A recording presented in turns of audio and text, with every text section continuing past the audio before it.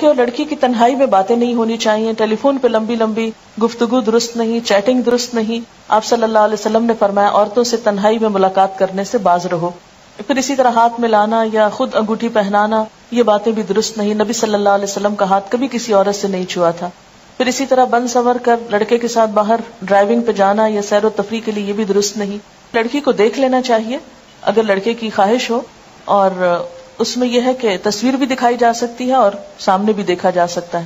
لیکن یہ ہے کہ اگر ممکن ہو تو پہلے سے دیکھ کر پھر پیغام بھیجا جائے، یا یہ کہ جب سب بات طے ہو جائے تو پھر آمنے سامنے لا کے دکھایا جا سکتا ہے.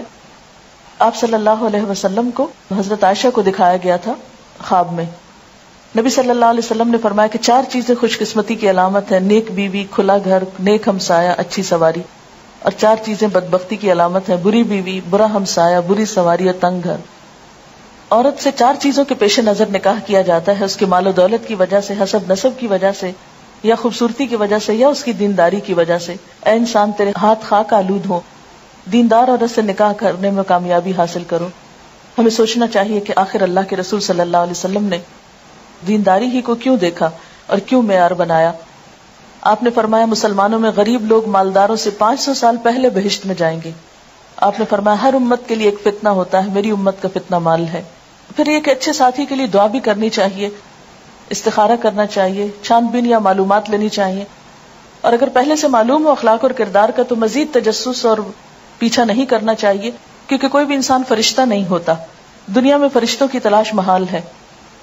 اور اچھے ساتھی کے لیے جو دعائیں ہیں اس میں ایک تو یہ قرآنی دعا ہے، اور دوسری حضرت موسیٰ علیہ السلام کی رب انی لما انزلت الی من خیر فقیر.